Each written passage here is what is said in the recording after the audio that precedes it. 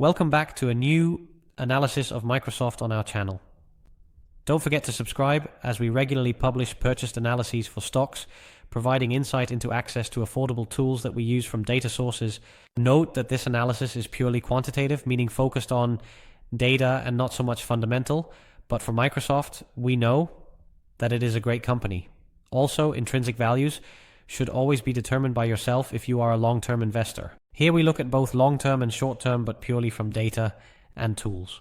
Don't forget to visit our website for free downloads of our stock book and ETF book, which also includes ready-made portfolios and many tips.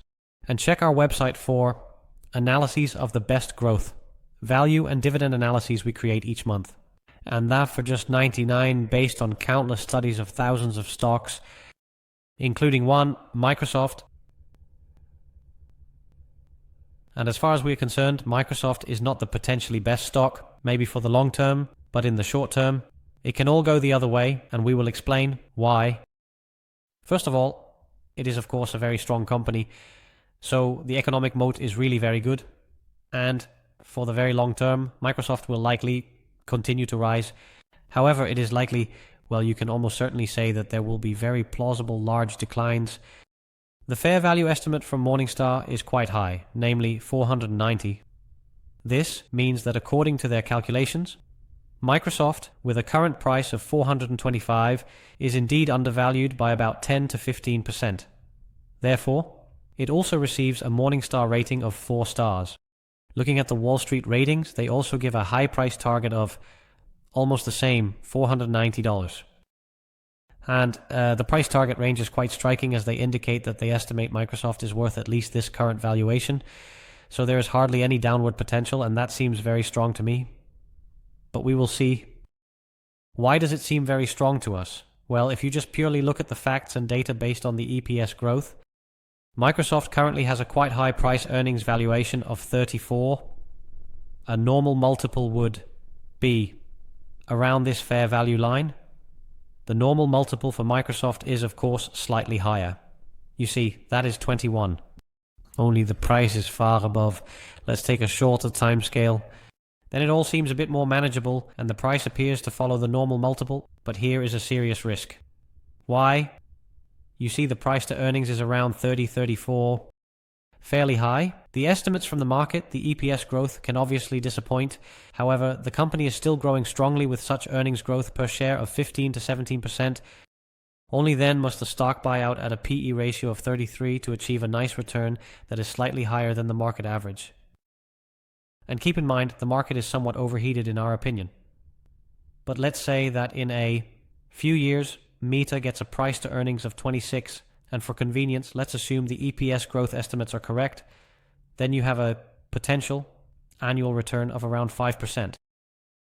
There are more scenarios to consider where things go wrong than where they go right, and that is a bit of the conclusion of the story in the analysis about Microsoft.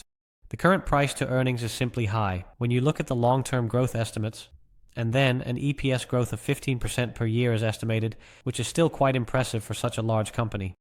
But certainly not unrealistic, yes, then Microsoft still needs to have a price to earnings of 34 in the long term to achieve a high return. However, you know better than anyone that the markets are very sensitive to the deal with ups and downs. And maybe at that moment the price to earnings is much lower, for example 22, and then you have an average annual return of 7%. Well, that may be plausible or attractive, but not enough to achieve above market average returns. So, it may be more likely to go against Microsoft than in its favor. Only in the short term does it still receive a strong buy from the factor analysis. Looking at the factors individually, we actually see that it is not very attractive. It is a D or a C. Only the profitability is of course very high, and this is all relative to the sector. However, we look at the luck ratio, which is very important. For Microsoft, it is 2. Well, 2 is somewhat on the higher side. Not super high, but definitely on the higher side.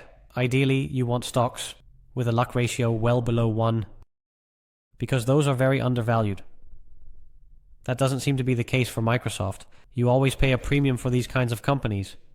Looking at the growth, it is attractive, but not very high. For example, the sector median. Compared to the sector median, Microsoft would perform well. And Microsoft is, by the way, active in system software. So, in that regard, it is a good choice. However, it is all not extremely high, but not extremely high. And the valuation is not on the lower side for Microsoft. Therefore, it could all be more challenging than beneficial. Only time will tell. It is and remains a great company, of course. Yes, and if Microsoft drops for any reason in the short term by, for example, 20 or 30%, then that seems to me to be a really interesting buy. But at this level, it is more of a hold than a buy for us. Of course, the profitability is so high. Not as high as Nvidia, which we discussed in another analysis. But the net income margin is still 35%, so that is very good as a profit margin, of course. And the 5-year average is also in line with that.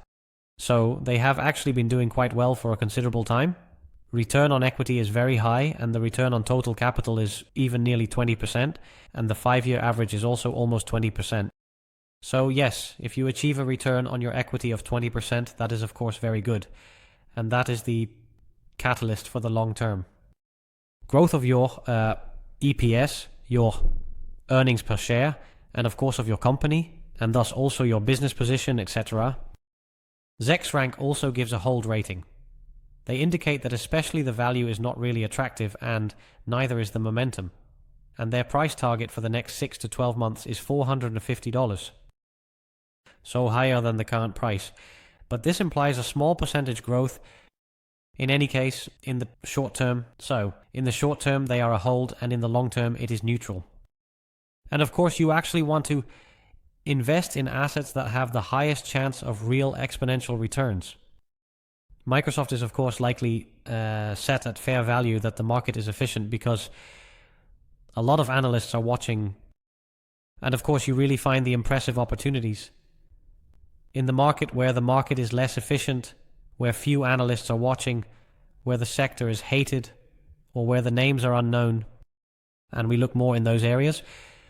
There it is more useful to analyze companies where you might outperform the market. With Microsoft, it's just a question.